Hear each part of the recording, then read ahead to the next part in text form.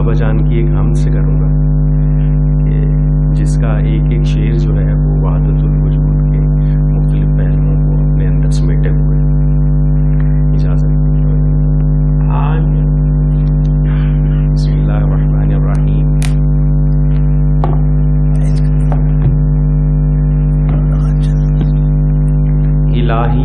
الہی ہمارے الہ، مقر اور منکر کے سب کے الہ، تیری ذات کافی ہے تجھ پہ گواہ، تیری ذات کافی ہے تجھ پر گواہ، نہیں تجھ سے باہر کوئی راہ، تو خود میں ہے ایک ہی ایک ہے، فقط تجھ سے ہے جو بد و نیک ہے، کوئی اور کیا بھید ہو جان کا، کوئی اور کیا بھید ہو جان کا، فقط عکس ہے اسم رحمان کا، وہ انسان ہے یا غیر انسان ہے، فقط حی و قیوم کی شان ہے، بہر جاں ہے جانا ہی جب جانے جاں، کہاں درمیاں پھر زمان و مکان،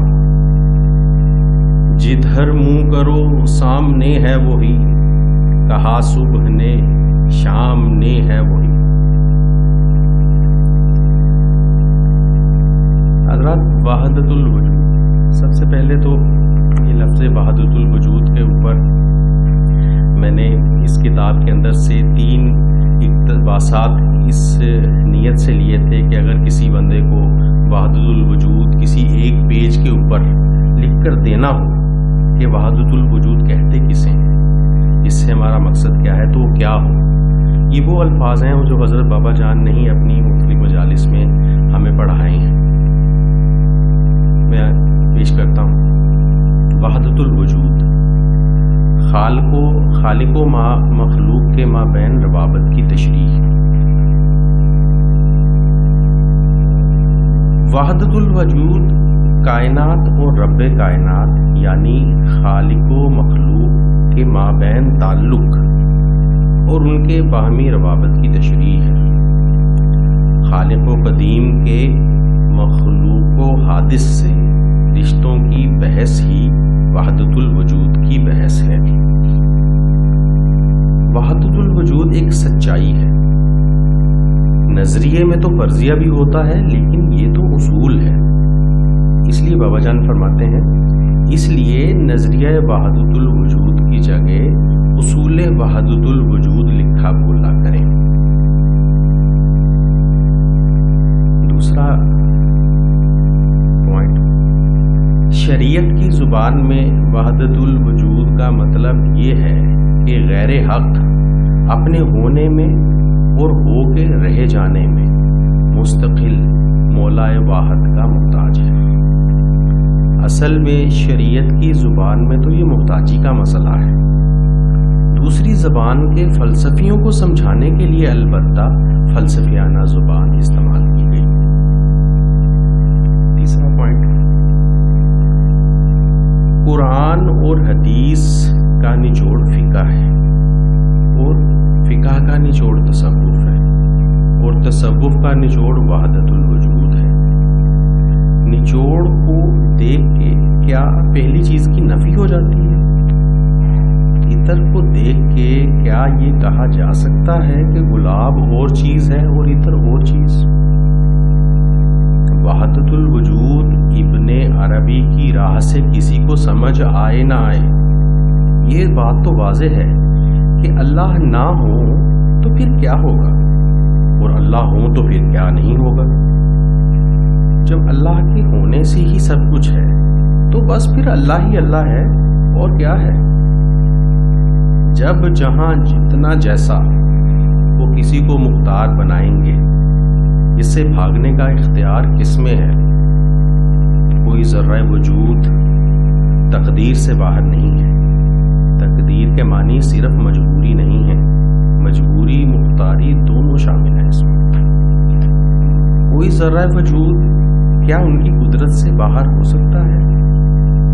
بس موٹی بات جو دل پر نقش ہو جائے کہ دنیاوی مسائل میں جبر کے قائل ہو جائیں اور دینی مسائل میں اختیار کے قائل ہو جائیں، یعنی دینی روحانی احکام پر چلنے میں اپنی عقل کو پرچنا ہے، باقی جو کچھ ہوتا جا رہا ہے ہوتا جائے گا، تسلی رکھو۔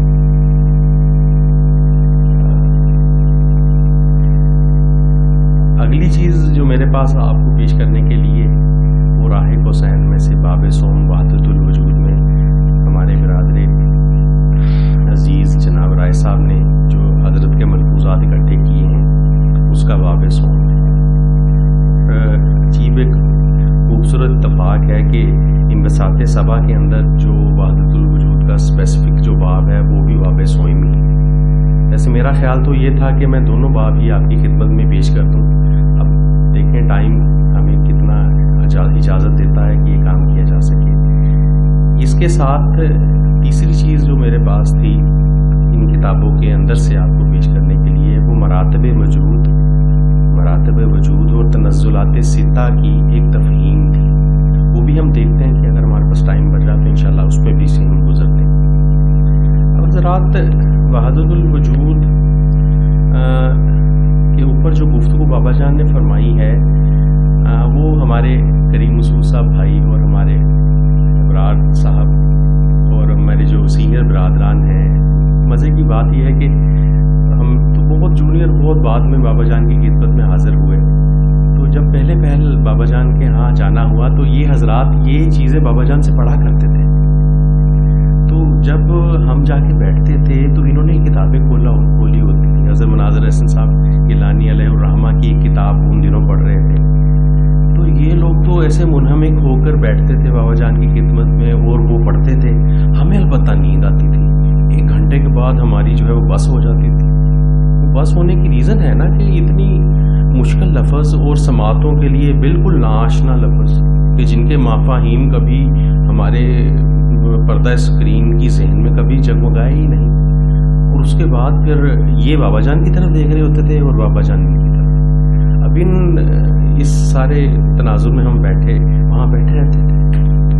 تو اب میرا کہنے کا مطلب یہ ہے کہ ان الفاظ ان میں نظر آئیں گے آپ کو، وہ ایکچولی کچھ اصطلاحات ہیں وہ اور بوجوہ رکھی گئی ہیں، کیونکہ یہ جتنے بلند معارف ہیں یا جس ذات باری تعالیٰ کا تعارف ہے یہ ان کی علوف اور ان کی عظمت کے مطابق اصطلاحات جو ہیں وہ ہمارے بزرگوں نے مقرر فرمائی ہیں۔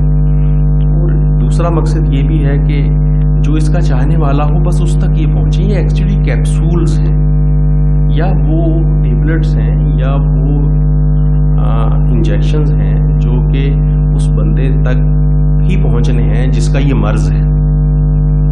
تو یہ مریضوں والی باتیں ہیں، تو میں پیش خدمت کرتا ہوں۔ اگر کوئی لفظ سمجھ نہ آئے تو فی الحال اس کو سن لیجیے گا۔ اس میں ایک خاص چیز اور بھی ہے کہ جیسے جیسے ہم آگے بڑھتے جائیں گے اگلی بات پچھلی بات کو ایکسپلین کرتی جائے گی۔ یہ بات راہ کوسین کے اندر بھی میں نے فیل کی ہے اور انبساط سبا کے اندر تو باقاعدہ اس کا قصد تھا اس چیز کا کہ اس کے اندر مشکل الفاظ ایک دفعہ یوز کر لیے جائیں پھر اس کا بار بار استعمال کیا جائے۔ وہ مشکل لفظ جب سماعتوں سے بار بار ٹکراتے ہیں تو ان کا مفہوم جو ہے وہ آٹومیٹکلی ٹرانسفر بھی ہو جاتا ہے۔ یہ بیان کا مسئلہ ہے کہ ہم نے سارے الفاظ کے متعلق ڈکشنریز میں نہیں پڑھے، یہ ہمیں سننے سے پتہ چلے۔ ایک نیا لفظ جب پہلی دفعہ ٹکرایا اجنبی لگا، مشکل لگا، اگلی دفعہ ٹکرایا اس سے دوستی ہو گئی، تیسری دفعہ ٹکرایا تو وہ آپ کی فہم کے ساتھ باغلگیر ہو گیا، تو اس نے اپنا آپ جو ہے آپ کو ٹرانسفر کر دیا۔ یہ بیان کے کچھ مسائل ہیں، تو اس لیے میں اس کو شروع کروں گا انشاءاللہ العزیز۔ تو یہ جو کچھ چیزیں ہیں ایکسپلین نیکسٹ ہوتی جائیں گی، اگر اس کے باوجود کوئی چیز رہ جائے گی تو بابا جان تشریف فرما ہے، ان کی خدمت میں پیش کر دیں گے۔ ہاں جی جی برادران، وہ ویسے بھی مشکل چیز سے پہلے آپس میں انٹیمیسیز کا بندہ ایسا لیول بنا لے کہ مجھے آپ یہ چیز سمجھ کے اگر بیٹھے ہوں کہ یہ مؤلف کتاب ہیں تو پتہ نہیں ان کے پاس کیا ہے۔ بھائی یہ وہ صاحب بیٹھے ہیں، وہ میری مشکل کو جانتے ہیں کہ میری مشکل کیا ہے. خیر میں پیش کرتا ہوں جی. وحدت الوجود، یہ اس کا پہلا پوائنٹ بھی وہی ہے جو اس کے تعارف میں ہم نے ایک فکرہ ہمیں ملا. قرآن و حدیث کا نچوڑ فقہ ہے، فقہ کا نچوڑ تصوف، اور تصوف کا نچوڑ وحدت الوجود. یہ ایکچولی یہ فکرہ جو ہے خواجہ عبید اللہ احرار رحمۃ اللہ علیہ، نقشبندی بزرگ گزرے ہیں بہت بڑے، ان کی کتاب ایک نسائے ہے. یہ والا جو میں بات بیان کروں، حضرت والا نے اپنے مقالہ میں ارقام فرمائی کہ یہ حضرت خواجہ عبید اللہ احرار ان کا ایک قول مبارک ہے جو بابا جان نے اپنے ملفوظات میں اس کا حوالہ دیا ہے، لکھا ہے اسے. ایکچولی وہ یہ فرماتے ہیں قرآن و حدیث کا نچوڑ فقہ ہے، فقہ کا نچوڑ تصوف ہے، اور تصوف کا نچوڑ وحدت الوجود ہے. اور وہ فرماتے ہیں کہ وحدت الوجود صرف باتیں بنانے سے وہ کسی کو حاصل نہیں ہو جایا کرتا. یہ دل کے آئینوں کو ماسبہ اللہ سے، نقوش کونیہ سے صاف کریں اور تبتل علیہ تبدیلہ کا مصداق بن کر اللہ تعالیٰ کی طرف جھک پڑیں، اور صرف اسی کے ہو رہے ہیں. جب ہم یہ کر لیں گے تب ہمارا دل سدھرے گا، سنبھلے گا اور چمکے گا. تب یہ جو مسئلہ ہے وحدت الوجود ہے نا، یہ خود بخود اس کے اندر آ جائے گا. مسئلہ وحدت الوجود ہم تک جتنا پہنچا ہے وہ لفظوں سے یا کتابوں سے نہیں پہنچا ہے. ہمارے بزرگوں کی مجالس میں بیٹھنے سے ملا ہے، ہمیں ملا ہے. اپنا ہاتھ ان کے ہاتھ میں دینے کی برکت سے ملا. یہ ایکچولی وحدت الوجود ہے، یہ ایک اللہ کی خاص یافت ہے جو اللہ اپنے چاہنے والوں کو عطا فرمایا کرتے ہیں. ان کی ایک خاص دید ہے جو اپنے چاہنے والوں کو عطا فرمایا کرتے ہیں. ہمارے بزرگوں کے ہاتھ دینے میں دیتے ہی سب سے پہلی عطاؤں میں کی ایک عطا یہ ہوتی ہے کہ اللہ پاک اپنا آپا جو ہے وہ ان کے دست اقدس سے اس کا ایک پریم پتر جو ہے وہ سالک کو عطا فرما دیتے ہیں. اب وہ سالک میرے جیسا جب وہ پریم پتر کو دیکھتا ہے تو ابھی تو اس نے اردو نہیں سیکھی تو پڑھے گا کیا؟ وہ اس کو اپنی جیب میں کہیں، دل کی جیب میں کہیں رکھ لیتا ہے.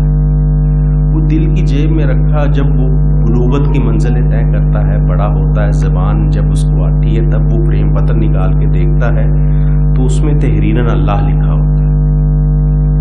یہ وہ یافت ہے جو ہم میں سے الحمدللہ میرے ہر بھائی کو یہ چیز حاصل ہے. باقی اس چیز کو علم اور فکر کی چکی میں پیسنا اور آٹے میں کنورٹ کر دینا کہ اس کو ہم دوسروں کو کھلا سکیں، یہ ایک علیحدہ بحث ہے. وہ اس کا موضوع ہی اور ہے. تو اب یہ وہ آٹا ہے جو علم اور فکر کی چکیوں میں سے پس کر ہمارے سامنے ہے. تو چلیں وہ چیز الحمدللہ جو ہمارے اکاؤنٹ میں پڑی ہے وہ تو ہے ہی ہے، چلیں یہ کچھ سرید کھاتے ہیں اس آٹے کی بنی. دوسرا پوائنٹ، میرے شیخ عالی مقام نے فرمایا صبا صاحب ایک کو خام خواہ دو کہنے کی کیا ضرورت ہے. بس ہمارے بابا جان کو تو ہمارے حضرت والا نے یہ بھی بابا جان ہی فرمایا کرتے تھے کہ مجھے تو انہوں نے جو بھی علوم بھی بتائے ایک دو لفظوں میں فرمائے. اب یہ لفظ جو ہے یہ ایک فکرہ بھی مشکل سے کہا جا سکتا ہے، مگر یہ سارے کا سارا وحدت الوجود ہے. وحدت الوجود ہی کیا، اس کی شروع سے لے کے آخر تک اس کی اب تک کی پوری تاریخ بھی ہے. یعنی وحدت یعنی وجود واحد ہے اور موجودات کثیر. ہر موجودی اور ہر سبب عین حق ہے، سبب عین مسبب ہے اور عبد عین معبود. حق تعالیٰ کی اولیت عین آخریت ہے اور ان کی آخریت عین اولیت ہے. ان کا ظہور عین بطون ہے اور بطون عین ظہور ہے. ویسے ان الفاظ کی وہاں کیا مجال؟ تشبیہ عین تنزیہ ہے اور تنزیہ عین تشبیہ.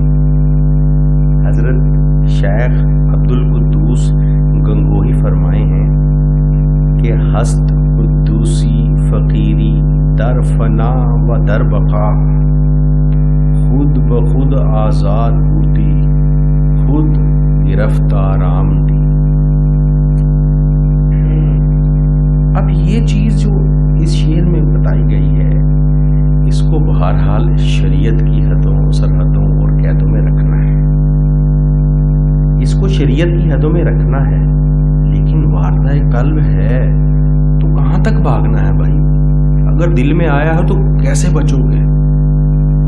وحدت الوجود سے بھاگیں گے تو فیضان کا در بند ہو جائے گا، فیضان کے در کھلنے دو۔ پیکروں کے درمیان رفتار لا پیکر بھی میں، پیکروں سے دور میں زندہ اسی پیکر میں ہوں۔ یہ شعر جب اپنے شیخ عالی مقام کو سنایا تو حضرت فرمائے صبا صاحب آپ تو پورے وجودی ہیں۔ اب یہ دوسرا وہ فقرہ ہے، یہ شاید 2 یا 3 فقرے ہی ان تحریروں میں لگتا ہے کہ یہ 2-3 فقرے ہی ہیں جو حضرت والا نے حضرت بابا جان کو عطا فرمائے، اور سارا جو ہے وہ وراثت کے وہ سارے جو ہیں ان کے وہ پیپر سائن کر کے دے دیے وحدت الوجود کے بابا جان کو۔ اتنی صورتوں میں بے صورتی جلوہ گر ہے، وہ تو ایسی تنزیہ ہے جو ہزاروں بحروب بھر کے آیا جائیں پہچاننے والے تب بھی انہیں پہچان لیتے ہیں۔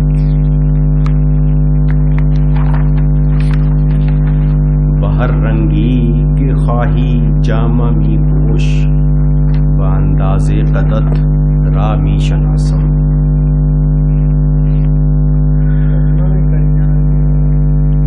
کہ آپ جو چاہیں ملبوس پہن کے آ جائیں، ہم اس سے چھپ نہیں سکتے۔ میں آپ کی قامت سے آپ کو پہچانتا ہوں، آپ کے قد کے انداز سے آپ کو پہچانتا ہوں، جو مرضی پہن کے آ جائیں۔ کچھ ایسی بات فرمائی گئی حضرت جی، ٹھیک ہے۔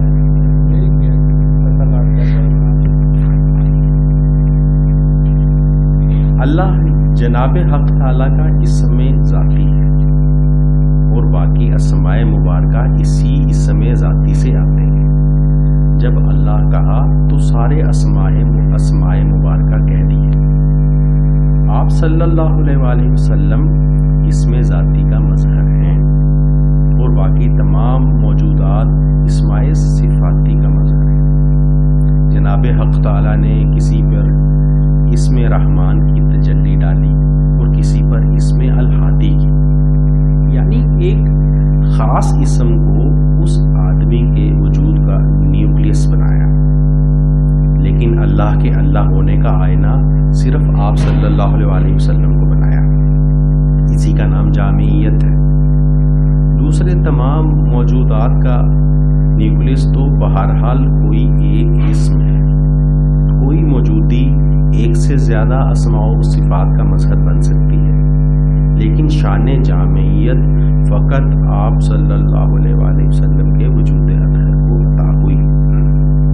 ہر موجود کا رب وہ اس میں خاص ہوتا ہے جس کا وہ مظہر ہے، اور وہی اسم اس کی پرورش کرتا ہے۔ کسی کی پرورش جس اسم سے ہو رہی ہو اس کا جان لینا نقش بندی سلسلے میں تکمیل سلوک ہے۔ جناب حق تعالیٰ نے اپنا عکس جس آئینے میں دیکھا وہ تعین محمدی ہے۔ تعین صوفیہ کرام اس تعین کو بت لکھتے بولتے ہیں۔ اب صوفیہ کرام کی شاعری اور ان کی اصطلاحات سے ناواقفیت کی بنا پر کچھ لوگ انہیں بت پرست کہتے ہیں۔ لا تعین کسی تعین میں اور بے صورتی کسی صورت ہی میں جلوہ گر ہوگی، ورنہ لا تعین کو کیسے دیکھیں؟ پری پیکر نگارے سرو قدے لالا رخسارے، سراپا آفتے دل بود شب جائے کہ من بدل۔ مجھے اس کا میں کیا ترجمہ؟ اچھا چلو کوئی دعوے موٹی موٹی کرتا ہے، اب رات کو کہیں پر کوئی شخص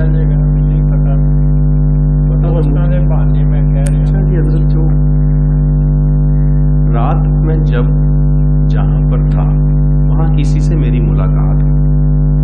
क्या पैकर था, क्या कद था, क्या नक्श थे, क्या रुखसार थे। मेरा दिल तो वही मैं उनको बेचाया, उनके कदमों में रख दिया। ये कुछ ऐसा मफहूम है इसका, इस शेर का।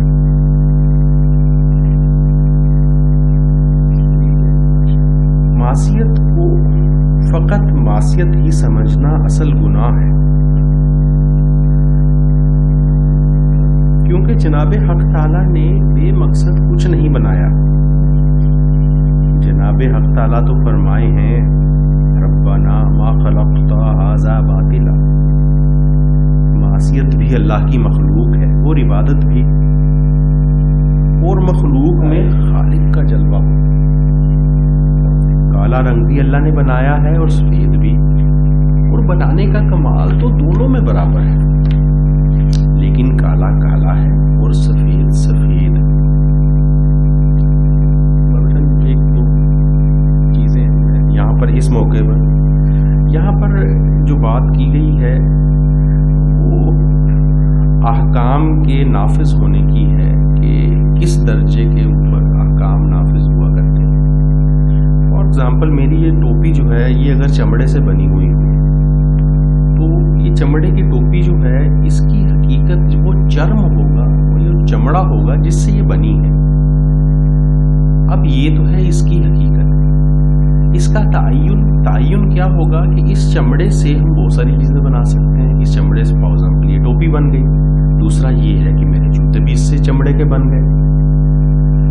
अब जो यहाँ पर जो बात हो रही है हक ताला की मासियत को हल करने की, कि इसका इंतसाब भी जो है वो हक ताला के साथ जो हो रहा है वो अज़रुए हकीकत हो रहा है। और जहाँ अहकाम लगते हैं या जहाँ ये बात है कि काला काला है और सफ़ेद सफ़ेद, वो अज़रुए तअय्युन बात हो रही है। वो हुक्म टोपी का है कि इसको सर पे रखा जाए, और जूते का हुक्म ये है कि पैरों में पहना जाए। जूता उठा के मैं सर पे नहीं रख सकता, टोपी को जूतों में नहीं डाल सकता। ये एक्चुअली वो मदारिज की मरातबे वजूद की या तनज़ुलात सिद्दा के अंदर ये चीज़ें ज़्यादा क्लियर हो जाती हैं। मोटी मोटी बात इस जगह पर यही की जा सकती थी कि जहाँ पर अहकाम लगे हैं वो दर्जा मखलूक है, जहाँ पर अहकाम नहीं लगे हैं, जहाँ पर इंतसाब होता है वो दर्जा हकीकत है। आगे चलिए। लेकिन काला काला है और सफ़ेद सफ़ेद, काफिर काफिर है और मोमिन मोमिन। बहरहाल मखलूक में खालिक ही का जलवा होता है। वो खालिक भी हैं और मालिक भी, कदीर भी हैं और अलीम भी।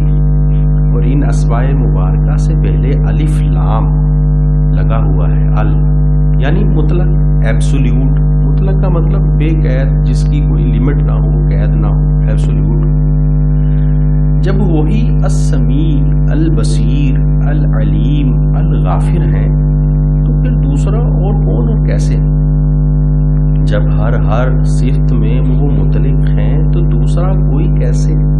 सारे मौलवी साहिबान मुझे ये समझा दें, कहीं कुछ नहीं है जनाब हक ताला के सिवा। ये सब तो धोखा है, फरेबे नजर है।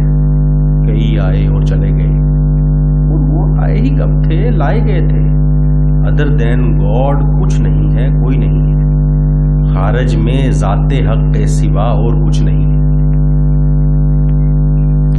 शख्स तो एक ही होता है, जबकि अक्स दो तरह के होते हैं, एक सीधा अक्स और एक उल्टा अक्स।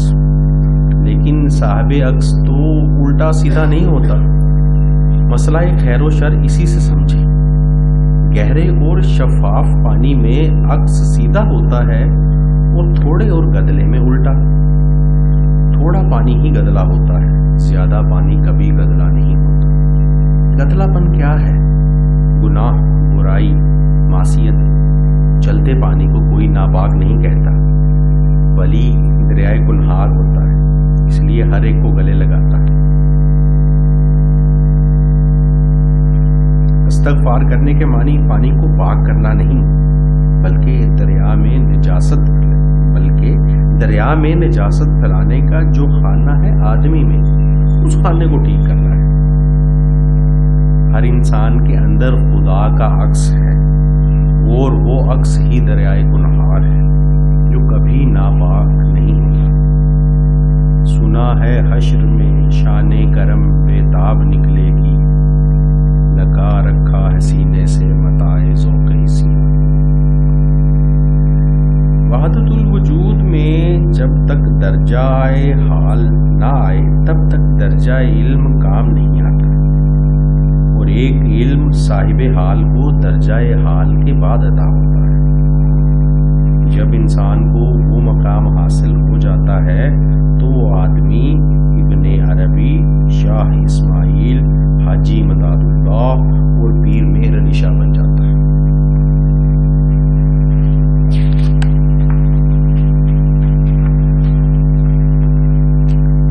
حضرات اگلا پوائنٹ جو آ رہا ہے یہ خالصتاً تنزلات ستہ اور مراتب وجود کی ایک تمثیل یا ایک تحریر ہے جو کافی لمبی بھی ہے، اور اس میں وہ کانسیپٹ ہے۔ اس کو ہم پڑھ لیتے ہیں، اس کے بعد پھر اگر ہمیں ٹائم ملا تو وہ ہم آسان الفاظ میں اس کو علیحدہ سے بھی پڑھ لیں گے۔ غیر انسان خلائق میں جناب حق تعالیٰ کے اسماء و صفات کی تجلیات ہیں، لیکن اچھا تجلی کے سلسلے میں پتہ نہیں کیا کیا کانسیپٹ ذہن میں ہوتے ہیں۔ تجلی صرف ایک ظاہر ہونے کو کہتے ہیں، ظہور کو بولتے ہیں، ایک اینگل سے کسی کے اوپر انکشاف، کسی شخصیت کا ہونا، اس کو بھی تجلی ہی کہیں گے۔ یہ تجلی کا صرف اتنا مطلب ہے۔ غیر انسان خلائق میں جناب حق تعالیٰ کے اسماء و صفات کی تجلیات ہیں، لیکن ذات اور اسماء و صفات دونوں کا انکشاف فقط انسان میں ہے۔ من روحی فنفخت فیہ من روحی سے مراد، من روحی سے مراد انکشاف ذات حق ہے، لیکن یہ انکشاف ذات خود ذات نہیں ہے۔ انسان کے وجود میں جناب حق تعالی نے آئینہ صفتی رکھی ہے، جس کے اندر اپنے عکس ذات کو ملاحظہ فرمایا، اور اپنے اسماء و صفات کا عکس دوسری ساری چیزوں میں ملاحظہ فرمایا۔ آپ کا اصول تخلیق جو متعین فرمایا گیا اسے نور محمدی یا وحدت کہتے ہیں۔ خط وحدت میں احدیت کا انکشاف ہوا، یعنی وحدت کے آئینہ میں جناب حق تعالیٰ نے اپنے جلووں کو دیکھا۔ احدیت میں اس مقام پہ صرف یہ چیز بتا دوں کہ وہ کیا ہے مراتب۔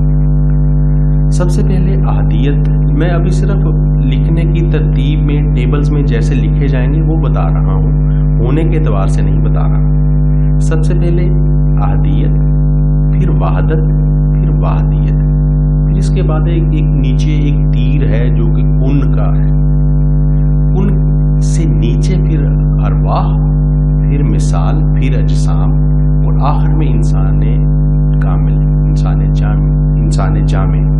یہ وہ تنزلات ستہ کا ایک ترتیب ہے، ایک ٹیبل ہے۔ خط وحدت میں احدیت کا انکشاف ہوا، یعنی وحدت کے آئینہ میں جناب حق تعالیٰ نے اپنے جلووں کو دیکھا۔ احدیت کے انکشاف کو عقل اول، وحدت اور نور محمدی کہا جاتا ہے۔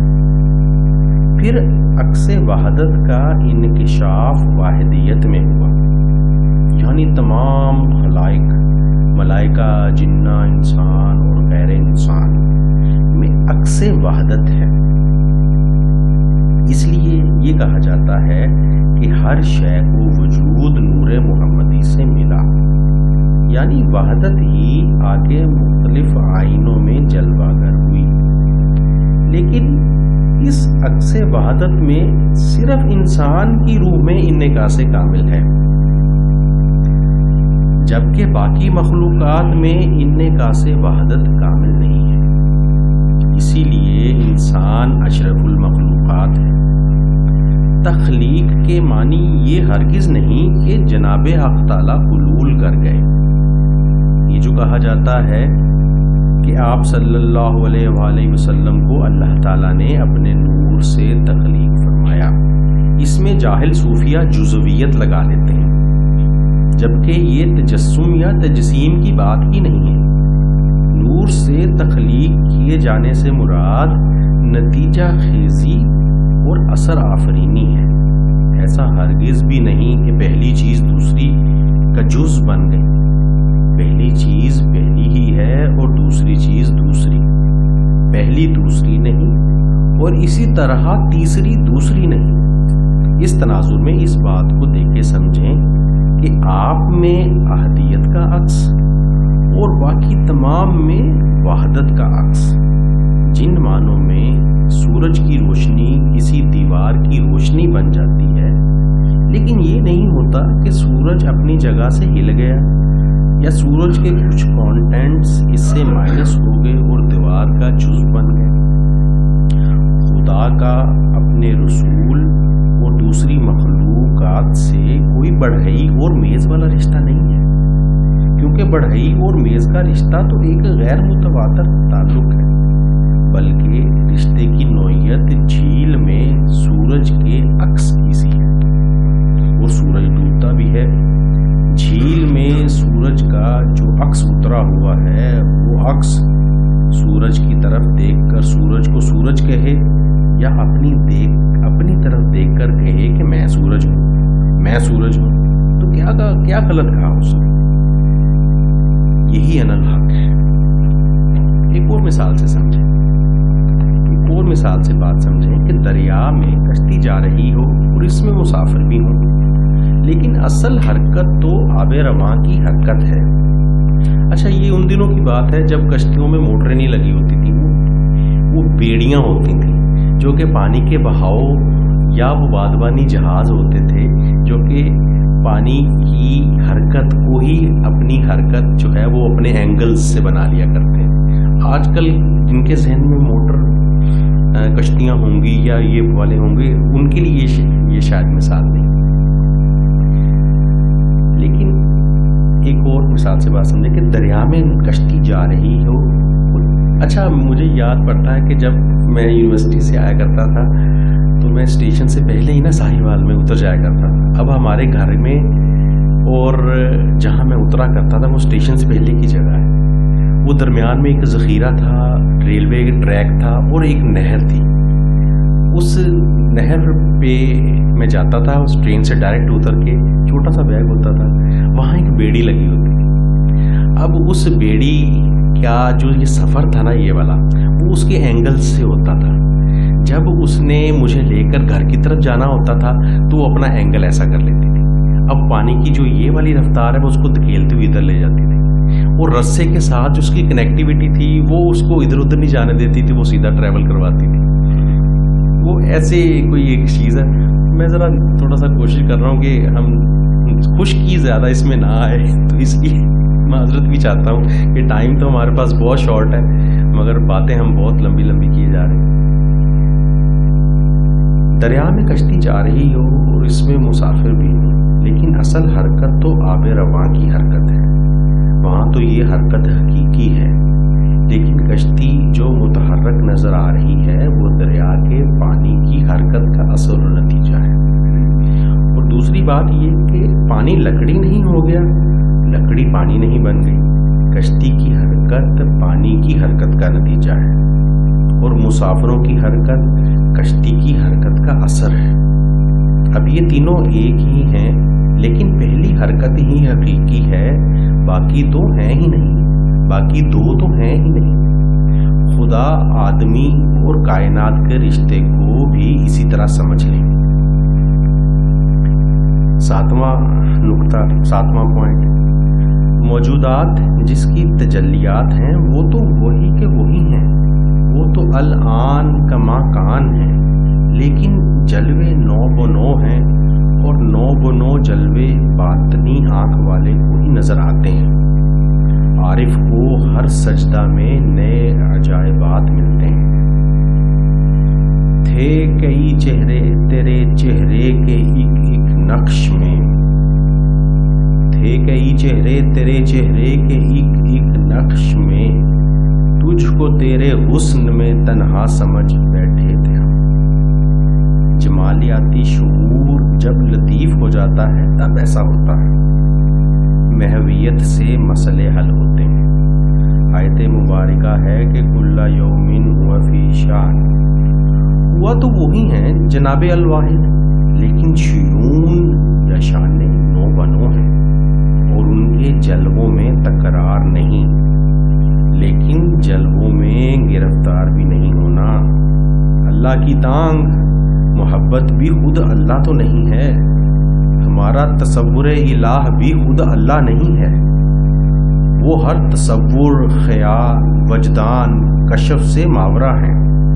तसव्वुर जितना भी तरक्की करता जाए बस ला फेरते जाना है। हज़रत बायज़ीद बुस्तामी रहमतुल्लाह अलैह फरमाए हैं कि इकरार खुदाबंदी की आखिरी मंजिल इनकार खुदाबंदी है, यानी जो कुछ नजर आए, जो तसव्वुर उभरे, सब पे ला फेरते जाना है, बस चलते रहें और चलते जाएं। हमें तो हम सफर दिन रात बस चलने से मकसद है, सफर महदूद हो जिनका उन्हें हो फिक्र मंजिल की। 8 नंबर, अल्लामा इकबाल साहब ने अरमुगाने हिजाज में फरमाया है, दुर्रे ला मौजूद इल्लल्लाह याब, ला मौजूद के सीप में ही इल्लल्लाह का सो मोती निकला करता है। ऐसे कुछ शायद मफ़हूम है इसका। इंसानी खुदी तो ला मौजूदा इल्लल्लाह में मिलेगी, आलम बस ख्याल। ये बहुत इंपॉर्टेंट है जी, ये वाला नुक्ता जो है। अब जो हमने मुश्किल जो पढ़ने थे, अब जो अगले जितने पॉइंट्स हैं वो उनकी वजाहत है या उन्हीं की एलेबोरेशन है। इंसानी खुदी तो ला मौजूदा इल्लल्लाह में मिलेगी, आलम बस ख्याल ही ख्याल में है, लेकिन ये जनाब हक ताला का ख्याल है, हमारा ख्याल नहीं है। लोगों ने इस मकाम पर ठोकर खाई है। ये ज़मानो मकाम भी ख्याल हक है, कुछ और अगर मुस्तकिल खारिजी होगा तो ये डबल स्कीम हो जाएगी और सिनवियत आके रहेगी। सिनवियत मतलब डुअलिटी। सिनवियत आई तो तौहीद हाथ से गई। अस्माओ सिफाते हक और लफ्ज़े कुन के कुछ ताल्लुकात हैं, और कुन तो खुदा का फेल है। हमें जो कुछ दिखाई देता है वो बस हिस्सी वहमी है, लेकिन हम इसे गैर हकीकी नहीं कह रहे हैं। और जो हमारी हिस्स है उसे भी हम अस्माओ सिफाते हक का अक्स कह रहे हैं। खुद अपना वजूद जब सी थ्रू ग्लास हो जाता है तो फिर अल्लाह ही अल्लाह नजर आता है, अल्लाह ही अल्लाह नजर आएगा। और अगर इंसान की हद तक ऐसा हो कि इंसान आंख हो और कायनात मंजर, और जनाब हक ताला अपने अस्माओ सिफात से मंजर तख्लीक फरमाते हो तो बात क्या बनेगी। इंसान का स्टेटस दूसरी खलाइक से अलग है। अल इंसानुल कामिल आप सल्लल्लाहु अलैहि वसल्लम हैं। इंसान का शर्फ ये है कि इसमें कुल्लियत का इन्नेकास है, लेकिन अल्लाह के मुकाबिल इंसान नीस्त है, और इंसान के मुकाबिल कायनात नीस्त। अभी तो मैं शुरू ही हुआ था जी हुजूर। बाकी ये बादनी तौर पे भी जो कुछ है सारा जी है, जो हाजिर है अपने भाइयों के लिए। सबसे पहले तो मेरे बाबा जान की कदमों में हाजिर है, फिर भाइयों के सामने पेश है। हमारे दोस्त हैं, इनके लिए